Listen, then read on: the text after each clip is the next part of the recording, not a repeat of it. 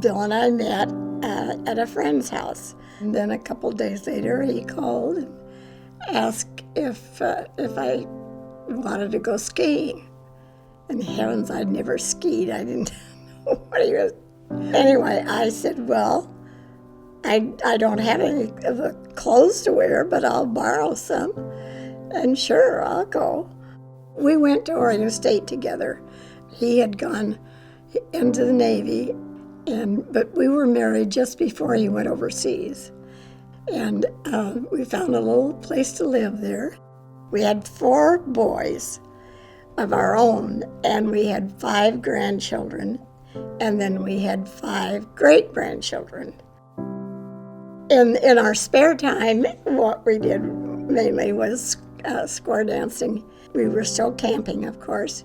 We all loved to ski. The boys had skied from the time they were, this high. Bill and I traveled a fair amount.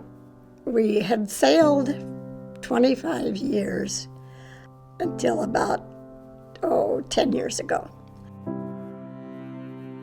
I didn't realize that he had gone to Dr. Bent's for an appointment and just talked to him about how he was feeling.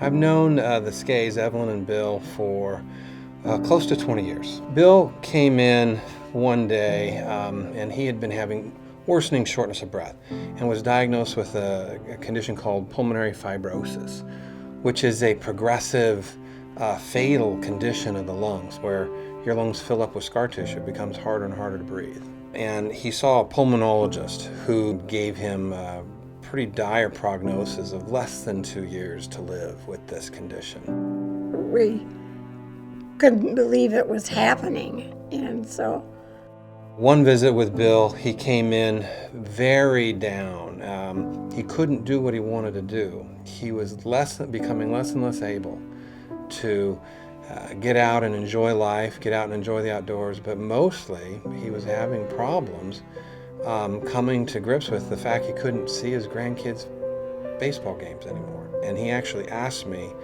if I would consider giving him assisted suicide. He was quite a determined person. I really don't think he wanted to talk to me about it. I think he knew how much I was already worrying about it and was anxious, and so he was trying to protect me. He didn't want me to feel badly about it. The real issue was his independence and his ability to participate with family members and to have a role as a grandpa watching his grandkids' baseball game. He couldn't do that. And with the loss of that role, he was grieving. And we said, what you really need then is a way to get out to the bleachers. I didn't think the scooter was going to be nearly as much help as it was. He got on that and he just sort of blossomed, I guess. I don't know how else to put it. But he was fun again, and it was fun for him. And that actually changed everything. The great part of this was that the next time I saw him in clinic, it was a completely changed man with just the simplest thing of helping him become more mobile. The suicidality disappeared. As a matter of fact, what replaced it was joy. And all it took was a scooter. That's all it took. True compassion is to suffer with somebody. That's where the word compassion comes from, to suffer with. And the role of the provider is to enter into that relationship with the patient right where they are, figure out what's going on and to walk with them.